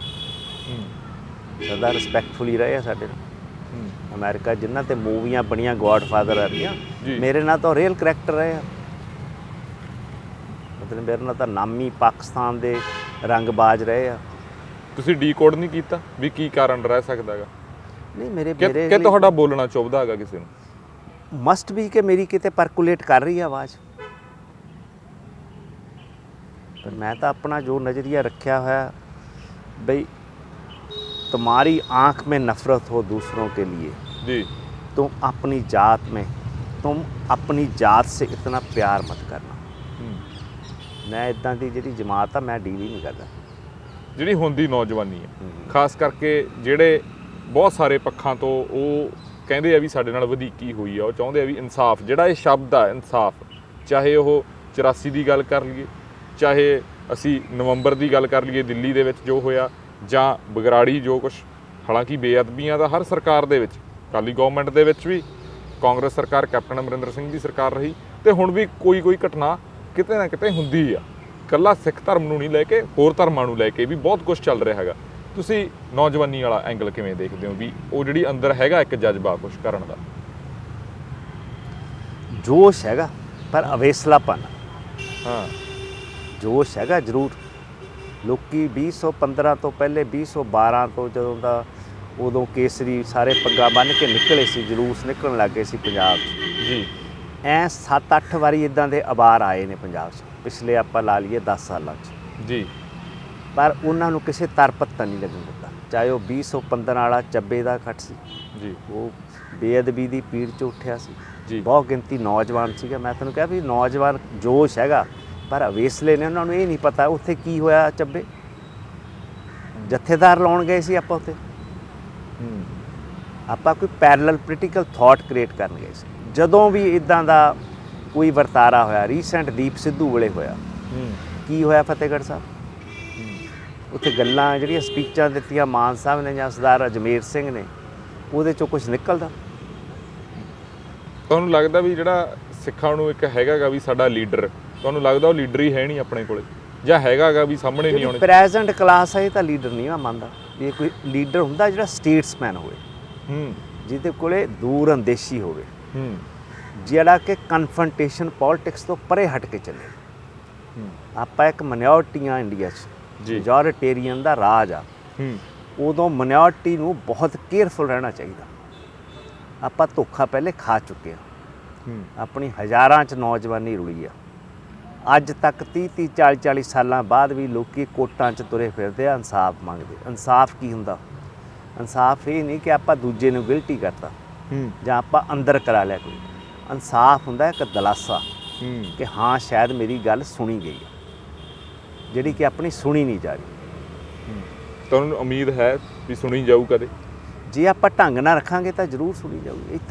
ਅੱਜ ਨਹੀਂ ਸੁਣੀ ਜਾਊ ਤਾਂ ਕੱਲ੍ਹ ਸੁਣੀ ਜਾਊ। ਤੁਹਾਡੇ ਕਹਿਣ ਦਾ ਮਤਲਬ ਆਸ ਉਮੀਦੀ ਰਤਨ ਮੈਂ ਜ਼ਿੰਦਗੀ ਗੁਜ਼ਾਰੀ ਹੈ ਜੀ। ਮੈਂ ਕਦੀ never I have shed away from hope floats and it always do. ਤੁਹਾਨੂੰ ਲੱਗਦਾ ਵੀ ਸਿੱਖਾਂ ਨੂੰ ਆਪਦੀ ਗੱਲ ਹੀ ਨਹੀਂ ਰੱਖਣੀ ਆ ਰਹੀ? ਤੁਹਾਡੇ ਸਾਹਮਣੇ ਆ ਵੀ 1967 'ਚ ਤੁਸੀਂ ਸਪੈਸ਼ਲ ਸਟੇਟਸ ਮੰਗਦੇ ਆ ਕਸ਼ਮੀਰ ਅੱਗੇ, 2019 'ਚ ਆ ਕੇ ਤੁਸੀਂ ਗੱਲ ਕਰਦੇ ਹੋ, ਤੁਸੀਂ ਵੈਲਕਮ ਕਰ ਰਹੇ ਜਦੋਂ ਕਸ਼ਮੀਰ ਤੋਂ ਸਟੇਟਸ ਖੋਹ ਲਿਆ। ਆਪਾਂ ਕਿੱਦਾਂ ਦੀ ਲੀਡਰਸ਼ਿਪ ਬਣ ਰਹੇ ਹਾਂ? ਇੱਕ ਪਾਸੇ ਤੁਹਾਡਾ MP ਜਿਹੜਾ ਆਪਣੇ ਆਪ ਨੂੰ ਲੋਨ ਡਿਸੈਂਟਿੰਗ ਵੌਇਸ ਕਹਿੰਦਾ, ਉਹ ਬ੍ਰਿਟਿਸ਼ ਅੰਪਾਇਰ ਨੂੰ ਕੰਡੋਲੈਂਸ ਮੈਸੇਜ 'ਚ ਲਿਖ ਰਿਹਾ ਵੀ ਸਿੱਖਾਂ ਨੂੰ ਆਪਣੇ ਬ੍ਰਿਟਿਸ਼ ਅੰਪਾਇਰ 'ਚ ਹੀ ਰੱਖਣਾ ਸੀ। ਇਹਦਾ ਮਤਲਬ ਫਿਰ ਇਹਨਾਂ ਦੇ ਜਿਹੜੇ ਘਰਾਂ ਨਾਲ ਜੁੜੀਆਂ ਹੋਈਆਂ ਗੱਲਾਂ ਨੇ ਸਰਬਰਾਹ ਦੀਆਂ, ਉਹ ਠੀਕ ਨੇ? ਜਾਂਦੇ ਜਾਂਦੇ ਮੈਂ ਇੱਕ ਕਮੈਂਟ ਚਾਹੂੰਗਾ, ਹਾਂ, ਮਾਨ ਸਰਕਾਰ ਤੋਂ ਕੋਈ ਹੈਗੀ ਆ ਉਮੀਦ, ਜਾਂ ਇੱਕ ਜਿਹੜੀ ਪੋਲੀਟੀਕਲ ਸਟੇਟਮੈਂਟ ਆਉਂਦੀ ਆ, ਚਾਹੇ ਉਹ ਕਾਂਗਰਸ ਵੱਲੋਂ ਆਵੇ, ਅਕਾਲੀ ਦਲ ਬਾਦਲ ਵੱਲੋਂ ਆਵੇ, ਜਾਂ ਜਿਹਦੇ ਵੱਲੋਂ ਵੀ ਹਜੇ ਸਮਾਂ ਥੋੜ੍ਹਾ ਹੋਇਆ, ਅਸੀਂ ਦੇਖ ਰਹੇ ਹਾਂ ਵੀ ਪਤਾ ਲੱਗੂਗਾ ਵੀ ਕੀ ਕਰਨਾਗਾ, ਜਾਂ ਲੋਕ ਸਭਾ ਤੱਕ ਪਤਾ ਲੱਗ ਜੂਗਾ ਵੀ ਕਿੱਧਰ ਨੂੰ ਜਾ ਰਹੇ, ਕਿ ਉਹ ਉਮੀਦ ਤੁਹਾਡੀ? ਮੇਰਾ ਖਿਆਲ ਜਿਹੜੇ 6 ਮਹੀਨੇ ਰਹੇ ਆ ਪਿਛਲੇ, ਹਾਂ, ਇਹ ਹਰ ਘੰਟੇ 2.5 ਲੱਖ ਰੁਪਏ ਐਡਵਰਟਾਈਜ਼ਮੈਂਟ ਤੇ ਖਰਚਦੇ ਆ। ਐਡਵਰਟਾਈਜ਼ਮੈਂਟ ਉਹ ਕਰਦਾ ਹੁੰਦਾ ਜਿਨ੍ਹਾਂ ਕੋਲੇ ਆਪਣਾ ਸਬਸਟੈਂਸ ਨਾ ਹੋਵੇ। ਨਹੀਂ, ਤੁਹਾਡੇ ਕੰਮ ਹੀ ਤੁਹਾਡੀ ਐਡਵਰਟਾਈਜ਼ਮੈਂਟ ਹੁੰਦੀ ਆ। ਜੇ ਹੁਣ ਆ ਗੈਸਟ ਫੈਕਲਟੀ ਟੀਚਰਸ ਦਾ ਮਾਮਲਾ ਚੱਲ ਰਿਹਾ ਜੀ, ਤੁਹਾਡੇ ਸਾਹਮਣੇ 1158 ਅਸਿਸਟੈਂਟ ਪ੍ਰੋਫੈਸਰ ਵਿਚਾਰੇ ਨੌਕਰੀਆਂ ਤੋਂ ਕੱਢਦੇ ਕਿਉਂਕਿ ਉਹ ਜਿਹੜਾ ਪ੍ਰੋਸੈਸ ਚੱਲਿਆ ਸੀ ਉਹਨਾਂ ਦੇ ਰਿਕਰੂਟਮੈਂਟ ਵਾਲਾ, ਉਹ ਗਲਤ ਸੀ ਜੀ। ਇਹ ਕਿਸ ਤਰ੍ਹਾਂ ਉਹ ਖਿਲਾਫ ਭਰ ਰਹੇ ਰੈਦਰ ਕਿ ਉਹ ਬੱਚਿਆਂ ਨੂੰ ਐਡਜਸਟ ਕਰੋ ਜੀ, ਜਿਨ੍ਹਾਂ ਦੇ ਕੈਰੀਅਰ ਦਾ ਤੇ ਲੱਗ ਗਏ। ਇਹ ਕਹਿੰਦੇ ਜੀ ਰਿਟਾਇਰਡ ਪ੍ਰੋਫੈਸਰਾਂ ਨੂੰ ਅਸੀਂ ਗੈਸਟ ਫੈਕਲਟੀ ਲਾਉਣਾ। ਇਹ ਕੋਈ ਐ ਤੁਹਾਡਾ ਖਿਆਲ ਵੀ ਟੈਂਪਰੇਰੀ ਬੈਂਡ ਏਡ ਵਾਲੀਆਂ ਜਿਹੜੀਆਂ ਆਪਾਂ ਨਾ 6 ਵਜੇ ਤਾਂ ਬੈਂਡ ਏਡ ਲਾ ਦਿੰਦੇ ਟੈਂਪਰੇਰੀ ਮਈਸ ਜੀ, ਬੈਂਡ ਏਡ ਨਾਲ ਪੰਜਾਬ ਨਹੀਂ ਚੱਲਣਾ। ਪੰਜਾਬ ਦੀ ਕਿਉਂ ਨਹੀਂ 2 ਮਹੀਨੇ ਤਨਖਾਹ ਦੇ ਵਿੱਚ ਡਿਲੇ ਹੋ ਰਹੀ ਐਮਪਲਾਈਜ਼ ਦੀ? ਕਿਉਂਕਿ ਉੱਥੇ RBI ਦੇ ਵਿੱਚ ਸਰਟਨ ਅਮਾਊਂਟ ਆਫ ਲੈਵਲ ਤੁਹਾਡਾ ਹੋਣਾ ਚਾਹੀਦਾ, ਤੁਹਾਡਾ ਬੈਲੈਂਸ। ਉਹ ਇਹ ਆਪਣੇ ਉਸ ਬੈਲੈਂਸ ਨੂੰ ਵੀ ਬਰਕਰਾਰ ਨਹੀਂ ਰੱਖ ਸਕੇ। ਜਿੰਨਾ ਹਜੇ 19 ਇਨਕਮ ਨਹੀਂ ਹੋਈ ਜਿੰਨੀ ਇਹ ਦੱਸ ਰਹੇ ਨੇ, ਉਹ ਵੀ ਅੰਕੜੇ ਜਿਹੜੇ ਹੈਗੇ ਉਹ ਫੱਜ ਕਰਕੇ ਦੱਸ ਰਹੇ ਆ, ਕਿਉਂਕਿ ਇਹਨਾਂ ਦੇ ਜਿਹੜੇ ਸੁਪਰੀਮੋ ਨੇ ਉਹ ਮਾਰ ਨੇ ਐਡਵਰਟਾਈਜ਼ਮੈਂਟ 'ਚ। 4270% ਦਿੱਲੀ ਗਵਰਨਮੈਂਟ ਦਾ ਬਜਟ ਅੱਗੇ ਨਾਲੋਂ ਇਨਕਰੀਜ਼ ਹੋ ਗਿਆ ਜਸਟ ਫॉर ਐਡਵਰਟਾਈਜ਼ਮੈਂਟ। ਆਉਣ ਵਾਲੇ ਭਵਿੱਖ 'ਚ ਪੰਜਾਬੀ ਫਸਣਗੇ ਜਾਲ ਦੇ ਵਿੱਚ ਜਿਹੜਾ ਦਿੱਤਾ ਜਾ ਰਿਹਾ ਐਡਵਰਟਾਈਜ਼ਮੈਂਟ ਵਾਲਾ, ਜਾਂ ਇੱਦਾਂ ਜਿੱਦਾਂ ਦੀ ਪੰਜਾਬੀਆਂ ਦੀ ਫਿਤਰਤ ਰਹੀ ਆ? ਮੈਂ ਤਾਂ ਇਹੀ ਕਹਿੰਦਾ ਕਿ ਮ੍ਰਿਗ ਦੇਖ 'ਚੋਂ ਬਾਹਰ ਆਉਣਾ ਚਾਹੀਦਾ ਪੰਜਾਬੀਆਂ ਨੂੰ। ਹੁੰਦਾ ਨਾ ਜਦੋਂ ਆਪਾਂ ਜਾਂਦੇ ਹਾਂ ਡੈਜ਼ਰਟਸ ਦੇ ਵਿੱਚ, ਆਪਾਂ ਨੂੰ ਦੂਰ ਲੱਗਦਾ ਹੁੰਦਾ ਮਹਾਰਾਜ ਆ ਵੀ ਉੱਥੇ ਪਾਣੀ ਹੋਊ। ਉਸ ਪਾਣੀ ਦੇ ਚੱਕਰ 'ਚ ਇਹਨਾਂ ਨੇ ਤਾਂ ਉਹਨਾਂ ਦੇ ਘਰ ਹੀ ਪੱਕੇ ਕਰਾ ਲਏ ਦਿੱਲੀ ਵਾਲਿਆਂ ਦੇ। ਅੱਗੇ ਤਾਂ ਅਬਜ਼ਰਵਰ ਲੱਗਦੇ ਸੀ, ਦੇਖਣ ਆਉਂਦੇ ਸੀ, ਚਲੇ ਜਾਂਦੇ ਸੀ। ਹੁਣ ਤਾਂ ਪੱਕੇ ਡੇਰੇ ਹੀ ਇੱਥੇ ਲੱਗ ਗਏ। ਸੱਤੇ ਦੇ ਸੱਤੇ MP ਸਾਡੇ ਸਿਰ ਉਹ ਮੜਤੇ ਜਿਨ੍ਹਾਂ ਦਾ ਪੰਜਾਬ ਦੇ ਇਸ਼ੂਜ਼ ਨਾਲ ਕੋਈ ਲੈਣਾ ਦੇਣਾ ਨਹੀਂ। ਕੋਈ ਇਹਨਾਂ ਨੂੰ ਪੰਜਾਬ ਦਾ ਬੰਦਾ ਦਿਖਿਆ ਨਹੀਂ। ਜੇ 3 ਇਹਨਾਂ ਨੇ ਆਹ ਲਾਏ ਇਕਨੋਮਿਕ ਪਾਲਿਸੀ ਦੇ ਵਿੱਚ, 3 ਇੰਡਸਟਰੀਅਲਿਸਟ ਲਾਏ, 3 ਨੌਨ ਸਿੱਖ ਲਾਏ, ਕੀ ਇੱਥੇ ਕੋਈ ਹੋਰ ਬੰਦਾ ਹੈ ਨਹੀਂ ਇੰਡਸਟਰੀਅਲਿਸਟ? ਇਹੀ ਇੰਡਸਟਰੀਅਲਿਸਟ ਪਹਿਲੇ ਬਾਦਲਾਂ ਵੇਲੇ ਵੀ ਇਹੀ ਗਵਰਨਮੈਂਟ 'ਚ ਰਹੇ, ਇਹੀ ਕਾਂਗਰਸ ਵੇਲੇ ਰਹੇ, ਇਹੀ ਇਹਨਾਂ 'ਚ ਆ ਗਏ। ਪਰ ਇਹਨਾਂ ਨੇ ਕੀਤਾ ਕੀ ਹੁਣ ਤੱਕ ਇਕਨੋਮਿਕ ਪਾਲਿਸੀ ਲਈ ਪੰਜਾਬ ਦੇ? ਆਪਣੇ ਕੋਲ ਕੋਈ ਜੌਬ ਤਾਂ ਜਨਰੇਟ ਨਹੀਂ ਹੋ ਰਹੀ। ਜਿਹੜੀਆਂ ਜੌਬਸ ਆਪਣੇ ਕੋਲ ਸੀਗੀਆਂ ਉਹ ਚਲੀਆਂ ਗਈਆਂ। ਸਾਡੇ ਸਰਮਾਏ ਇੰਡਸਟਰੀ ਇੱਥੋਂ ਮੂਵ ਕਰਕੇ ਦੂਸਰੀ ਸਟੇਟ ਚਲੀ ਗਈ। ਇਨਫੈਕਟ ਇਹਨਾਂ ਨੇ ਹੀ ਆਪਣੀਆਂ ਇੰਡਸਟਰੀਆਂ ਦੂਜੀਆਂ ਸਟੇਟਾਂ 'ਚ ਲੈ ਗਏ। ਪਰ ਇਹ ਵੀ ਪ੍ਰਚਾਰ ਕਰ ਰਹੇ ਆ ਵੀ ਅਸੀਂ ਸੰਤ ਸੀਚੇਵਾਲ, ਬਲਵੀਰ ਸਿੰਘ ਸੀਚੇਵਾਲ ਨੂੰ ਵੀ ਲਾਇਆ ਹੈਗਾ ਵੀ ਉਹਨਾਂ ਦੀ ਬਹੁਤ ਵੱਡਾ ਯੋਗਦਾਨ ਆ। ਉਹ ਚੀਜ਼ ਬਹੁਤ ਵੱਡਾ ਯੋਗਦਾਨ ਆ। ਫਿਰ ਉਹ ਦੱਸਣ ਜਾ ਕੇ ਜੀਰੇ ਜਵਾਬ ਦੇਣ ਡਿਸਟਿਲਰੀ ਕੋਲੇ, ਜਾ ਕੇ ਗੁਰਦਾਸਪੁਰ ਵੀ ਡਿਸਟਿਲਰੀ ਜਿਹੜੀ ਲੱਗੀ ਹੋਈ ਆ, ਦੂਜੇ ਪੌਂਟੀ ਚੱਡੇ ਉਹਨਾਂ ਦੀ, ਉਹ ਵੀ ਜਵਾਬ ਦੇਣ ਵੀ ਬਿਆਸ 'ਚ ਮੱਛੀਆਂ ਕਿਉਂ ਮਰ ਰਹੀਆਂ। ਕਿਉਂ ਹਰੀ ਕੇ ਉੱਥੇ ਸਾਰੇ ਜੀਰੇ ਦੇ ਆਲੇ ਦੁਆਲੇ ਇਲਾਕਾ ਜ਼ਹਿਰੀ ਹੋ ਗਿਆ। ਸਾਡਾ 6-6 ਫੁੱਟ ਥੱਲੇ ਤੱਕ ਪਾਣੀ ਜਿਹੜਾ ਹੈਗਾ ਉੱਥੋਂ ਸ਼ਰਾਬ ਨਿਕਲ ਰਹੀ ਹੈ ਤੇ ਉਹ ਮੰਨਣ ਨੂੰ ਤਿਆਰ ਨਹੀਂ। ਗਵਰਨਮੈਂਟ ਜਾ ਕੇ ਉਹਨਾਂ ਨੂੰ ਪ੍ਰੋਟੈਸਟਰਸ ਨੂੰ ਕਹਿ ਰਹੀ ਕਿ ਤੁਸੀਂ ਇੱਥੋਂ ਪਰੇ ਹਟੋ, ਅਸੀਂ ਆ ਫੈਕਟਰੀ ਚਲਾਉਣੀ ਆ, ਸਾਡੇ ਕੋਲ ਹਾਈ ਕੋਰਟ ਦਾ ਆਰਡਰ ਆ। ਹੁਣ ਕਿਉਂ ਨਹੀਂ Punjab and Haryana high court ਜਾਂ ਇੰਡੀਅਨ ਸੁਪਰੀਮ ਕੋਰਟ ਸੋ ਮੋਟੋ ਨੋਟਿਸ ਲੈ ਲਈ? ਇਦੋਂ ਵੱਡਾ ਕੀ ਜਾਂ ਤੁਹਾਡੀ ਇੰਨੀ ਵੱਡੀ ਇੱਕ ਪਾਪੂਲੇਸ਼ਨ ਦਾ ਹਿੱਸਾ ਅੰਡਰ ਥ੍ਰੈਟ ਆ। এনवायरमेंटली ਇਹ ਨਹੀਂ ਕਿ ਕੁਦਰਤ ਨੇ এনवायरमेंट ਖਰਾਬ ਕੀਤਾ, ਮੈਨ ਮੇਡ এনवायरमेंटल ਡਿਜ਼ਾਸਟਰ ਹੋ ਰਿਹਾ ਜਸਟ ਫॉर ਗਰੀਡ। ਪਰ ਇਹ ਬਦਕਿਸਮਤੀ ਹੈ ਕਿ ਉਹਨਾਂ ਨੂੰ ਲੈ ਕੇ ਕੌਣ ਆਇਆ? ਸਰ ਸੁਖਬੀਰ ਸਿੰਘ ਬਾਦਲ ਨੇ 2007 'ਚੋਂ ਫੈਕਟਰੀ ਦਾ ਉਦਘਾਟਨ ਕੀਤਾ ਸੀ। ਜਦੋਂ ਚੱਲਦੀ ਰਹੀ ਫੈਕਟਰੀ, ਮੈਂ ਕਹਿੰਦਾ ਇੰਪਲੋਇਮੈਂਟ ਲਈ ਸਾਨੂੰ ਇੰਡਸਟਰੀ ਚਾਹੀਦੀ ਆ, ਪਰ ਜਦੋਂ ਤੁਸੀਂ ਇੱਦਾਂ ਦੀ ਕੋਈ ਫੈਕਟਰੀ ਲਾਉਣੀ ਆ ਉਹਦੇ 'ਤੇ ਬਹੁਤ ਸਟ੍ਰਿਕਟ ਇਹਨਾਂ ਨੂੰ ਹੋਣਾ ਚਾਹੀਦਾ। ਸਭ ਜੇ ਰਾਜ ਸਭਾ ਦੇ ਮੈਂਬਰ ਨੇ ਸੀਚੇਵਾਲ ਸਾਹਿਬ ਤਾਂ ਫਿਰ ਉਹਨਾਂ ਨੂੰ ਜਾ ਕੇ ਪਹਿਲਾ ਮੋਟੇ ਵੀ এনवायरमेंट ਨੂੰ ਕਲੀਨ ਕਰਨ ਦਾ ਲਓ। ਤਾਂ ਕਾਲੀ ਬਈ ਦਾ ਵੈਸੇ ਜਾ ਕੇ ਦੁਬਾਰਾ ਹਾਲ ਤਾਂ ਦੇਖ ਲਓ ਕੀ ਆ। ਦਾਅਵੇ ਨੇ। ਮੈਂ ਇੱਕ ਜਾਂਦੇ ਤੁਸੀਂ ਬਹੁਤ ਸਾਰੇ ਪੰਥਕ ਲੋਕਾਂ ਦੇ ਨੇੜੇ ਤੇੜੇ ਰਹਿੰਦੇ ਹੋ, ਨੇੜੇ ਰਹੇ ਵੀ ਹੋ। ਹਾਂਜੀ। ਅਕਾਲੀ ਦਲ ਦਾ ਭਵਿੱਖ, ਚਾਹੇ ਉਹ ਅਕਾਲੀ ਦਲ ਅੰਮ੍ਰਿਤਸਰ ਹੋਵੇ, ਅਕਾਲੀ ਦਲ ਬਾਦਲ, ਜਿੱਦਾਂ ਵੀ ਕੁਛ ਖੇਤਰੀ ਪਾਰਟੀ ਦਾ ਕੋਈ ਹੈਗਾ ਨਜ਼ਰ ਆਉਂਦਾ ਕਿ ਨਹੀਂ ਆਈ ਐਮ ਹੋਪਫੁਲ, ਪਰ ਜਿਸ ਤਰ੍ਹਾਂ ਦਾ ਇਹਨਾਂ ਨੇ ਹੁਣ ਤੱਕ ਵਰਤਾਰਾ ਸਿਰਜਿਆ ਉਸ ਚੀਜ਼ 'ਚੋਂ ਤਾਂ ਬਾਹਰ ਆਉਣਾ ਪਊਗਾ। ਟਰਡੀਸ਼ਨਲਿਜ਼ਮ 'ਚੋਂ ਸਿੱਖ ਪੋਲਿਟਿਕਸ ਨੂੰ ਕੱਢਣਾ ਪਊਗਾ। ਜਦ ਤੱਕ ਆਪਾਂ ਰਵਾਇਤੀ ਪੋਲਿਟਿਕਸ ਵਿੱਚੋਂ ਬਾਹਰ ਨਹੀਂ ਆਉਂਦੇ ਆਪਣੇ ਤੋਂ ਪੰਜਾਬ ਦੁਆਰਾ ਸਿਰਜਿਆ ਨਹੀਂ ਜਾਣਾ ਜੀ। ਇਸ ਲਈ ਫਸਟ ਐਂਡ ਫੋਰਮੋਸਟ ਇਹੀ ਆ ਕਿ ਜਿਹੜੀ ਟਰਡੀਸ਼ਨਲਿਜ਼ਮ ਆ ਉਹਦੇ 'ਚੋਂ ਬਾਹਰ ਆਉਣਾ ਪਊਗਾ। ਕਨਫਰੰਟੇਸ਼ਨਲ ਪੋਲਿਟਿਕਸ ਨੂੰ ਆਪਣੇ ਤੋਂ ਦੂਰ ਰੱਖਣਾ ਪਊਗਾ ਜੀ। ਤੁਹਾਡੇ ਐਸਪੀਰੇਸ਼ਨਸ ਹੈਗੀਆਂ ਨੇ, ਭਾਵੇਂ ਆਪਣੀਆਂ ਵੀ ਨਾਗਾਲੈਂਡ ਵਰਗੀਆਂ ਐਸਪੀਰੇਸ਼ਨਸ ਹੈਗੀਆਂ ਨੇ, ਮੀਜ਼ੋਰਾਮ ਵਰਗੀਆਂ, ਕਿ ਸਾਡਾ ਆਪਣਾ ਫਲੈਗ ਹੋਣਾ ਚਾਹੀਦਾ, ਸਾਡਾ ਆਪਣਾ ਕਨਸਟੀਟਿਊਸ਼ਨ ਹੋਣਾ ਚਾਹੀਦਾ। ਹਾਂ, ਸਾਡੀ ਕੋਲੈਬੋਰੇਸ਼ਨ ਹੋਵੇ ਇੰਡੀਆ ਨਾਲ ਜੀ, ਅਸੀਂ ਇਹ ਚਾਹੁੰਦੇ ਹਾਂ। ਪਰ ਕੀ ਇਹ ਜਿਹੜੀ ਪੰਥਕ ਲੀਡਰਸ਼ਿਪ ਇਹ ਗੱਲ ਨੂੰ ਸਮਝ ਸਕੂਗੀ? ਉਹ ਸਮਝਣ ਲਈ ਤੁਹਾਨੂੰ ਟਰਡੀਸ਼ਨਲਿਜ਼ਮ 'ਚੋਂ ਬਾਹਰ ਆਉਣਾ ਪਊਗਾ। They have to look for non Akali faces, ਪਰ ਹੁਣ ਸਿੱਖਾਂ ਵਿੱਚੋਂ ਜਿਨ੍ਹਾਂ ਕੋਲੇ ਇਤਿਹਾਸ ਹੋਵੇ। ਇਤਿਹਾਸ ਤੋਂ ਜਾਣੇ ਤੋਂ ਬਗੈਰ ਭਵਿੱਖ ਨਹੀਂ ਸਿਰਜ ਸਕਦੇ ਜੀ। ਕੁੱਕੀ ਤੁਸੀਂ ਸਮਾਂ ਤਾਂ ਤੁਹਾਡਾ ਬਹੁਤ ਬਹੁਤ ਧੰਨਵਾਦ। ਸੋ ਇਹ ਸੀ ਰਣਜੀਤ ਸਿੰਘ ਕੁੱਕੀ ਗਿੱਲ। ਬਹੁਤ ਸਾਰੀਆਂ ਗੱਲਾਂ ਬਾਤਾਂ ਹੋਈਆਂ ਤੇ ਉਮੀਦ ਕਰਦੇ ਹਾਂ ਬਹੁਤ ਸਾਰੀਆਂ ਗੱਲਾਂ ਬਾਤਾਂ ਤੁਹਾਨੂੰ ਸਮਝ ਵੀ ਆਈਆਂ ਹੋਣਗੀਆਂ। ਅੱਗੇ ਫਿਰ ਹਾਜ਼ਰ ਹੋਵਾਂਗੇ ਕਿਸੇ ਹੋਰ ਸ਼ਖਸੀਅਤ ਦੇ ਨਾਲ। ਹੁਣ ਆਪਣੇ ਦੋਸਤ ਰਤਨਦੀਪ ਸਿੰਘ ਧਾਲੀਵਾਲ ਨੂੰ ਦਿਓ ਇਜਾਜ਼ਤ। ਧੰਨਵਾਦ ਜੀ।